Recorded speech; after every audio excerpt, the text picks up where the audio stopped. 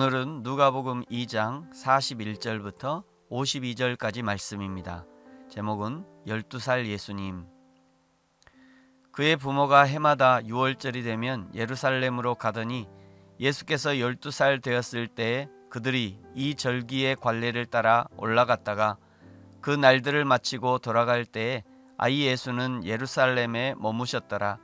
그 부모는 이를 알지 못하고 동행 중에 있는 줄로 생각하고 하룻길을 간 후 친척과 아는 자 중에서 찾되 만나지 못하매 찾으면서 예루살렘에 돌아갔더니 사흘 후에 성전에서 만난즉 그가 선생들 중에 앉으사 그들에게 듣기도 하시며 묻기도 하시니 듣는 자가 다 그 지혜와 대답을 놀랍게 여기더라.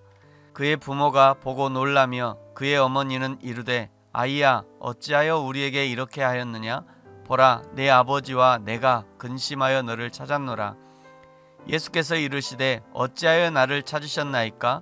내가 내 아버지 집에 있어야 될 줄을 알지 못하셨나이까 하시니 그 부모가 그가 하신 말씀을 깨닫지 못하더라. 예수께서 함께 내려가사 나사렛에 이르러 순종하여 받드시더라. 그 어머니는 이 모든 말을 마음에 두니라.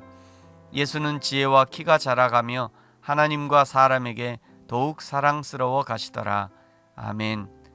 1장 3절에 있는 말씀처럼 다른 사람들도 다른 복음서들을 많이 썼지만 누가가 그 다른 복음서를 읽어본 후 다른 복음서에서 빠진 자료들을 많이 찾아서 기록을 해 두었는데 오늘 본문인 예수님의 어린 시절 역시 누가복음에만 있는 특별한 자료입니다.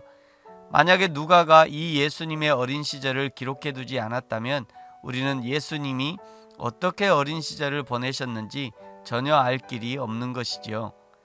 지금도 여러 사람들이 예수님의 12살 이후부터 30살까지 이 18년의 행적을 찾고 조사한다고 노력하는 사람들이 많습니다만 그래서 어떤 사람은 예수님이 이때 인도에 가서 불교를 접했다는 억지 주장을 하기도 합니다만 전혀 근거는 없고 상상의 상상을 더한 것뿐입니다.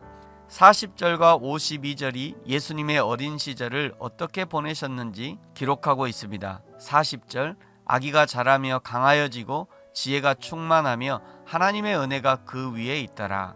52절 예수는 지혜와 키가 자라가며 하나님과 사람에게 더욱 사랑스러워 가시더라.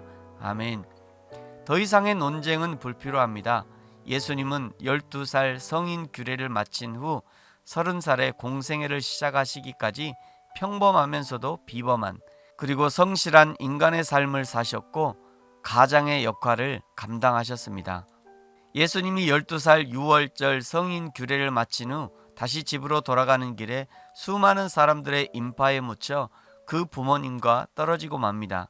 당연히 따라올 줄로 알았던 예수님이 없다는 것을 44절 하룻길을 간 후에 알게 되고 다시 돌아가 3일 만에 예루살렘 성전에서 만나게 됩니다. 신앙생활이란 예수님과 함께하는 생활이죠. 그러나 이때 당연히 예수님이 나와 함께 하시겠지, 당연히 하나님이 나와 함께 하시겠지, 하나님이 나와 함께 하신다고 약속하지 않으셨는가 하고 그냥 넋놓고 있어서는 안 됩니다. 늘 내가 지금 하나님의 손 붙들고 있는지 확인해야 합니다. 내가 지금 하나님의 진리를 붙들고 있는지 확인해야 합니다.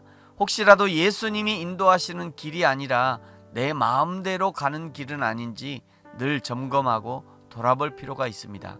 3일 만에 만난 예수님께 48절에 아이야 어찌하여 우리에게 이렇게 하였느냐? 보라 내 아버지와 내가 근심하여 너를 찾았노라. 그러자 예수님이 대답하시죠. 49절 예수께서 이르시되 어찌하여 나를 찾으셨나이까? 내가 내 아버지 집에 있어야 될 줄을 알지 못하셨나이까 하시니 예수님의 첫 말씀입니다.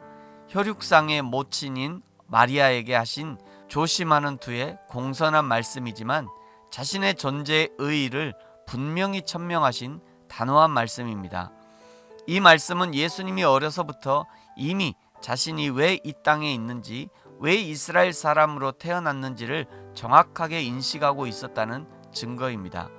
저와 여러분도 때로는 정확하게 단호하게 우리의 정체성을 드러내야 할 필요가 있습니다. 죄의 유혹 앞에 단호해야 합니다. 신앙의 결단이 필요할 때 단호해야 합니다. 예수님의 이 단호하신 말씀을 듣고 그 부모가 깨닫지 못했지만 51절에 보시면 그 어머니 마리아는 이 모든 말을 마음에 두었다라고 기록하고 있죠. 저와 여러분은 어떤 하나님의 말씀을 마음에 담아두고 계십니까? 주일에 주신 말씀을 마음에 담아두고 매일 아침 묵상의 말씀을 마음에 담아두고 성경을 읽을 때 그 말씀 마음에 담아두고 찬양할 때 기도할 때 감동으로 주신 하나님의 말씀을 우리의 마음판에 새겨놓고 담아두면 어느 순간 하나님의 사람으로 성장해 있는 자신을 발견하게 될 것입니다. 저와 여러분이 하나님의 진리의 말씀을 마음에 담고 새김으로 우리의 심령이 풍성하고 우리의 삶이 더욱 풍성하고 안전하며 하나님의 영광을 드러내는 삶을 사시기를 예수님의 이름으로 축복합니다. 아멘. 기도하겠습니다. 하나님 아버지 감사합니다. 예수님이 당연히 나와 함께 하시는 것으로 생각하고 내가 예수님의 손 붙잡고 내가 하나님의 진리의 말씀 붙잡는 것을 소홀히 하지 않았는지 내 삶을 돌아봅니다. 늘 예수님의 손 붙잡게 하시고 하나님의 진리의 말씀 붙잡게 하옵소서. 예수님이 자신의 사명을 정확하게 인식하고 계셨던 것처럼 우리도 우리를 예수 그리스도의 사람으로 부르신 사명, 하나님을 찬양하고 하나님의 이름을 드러내며 하나님의 천국 복음을 증거하는 사명 잊지 않게 하시고 성실하게 감당하게 하옵소서. 감사합니다. 예수님의 이름으로 기도합니다. 아멘.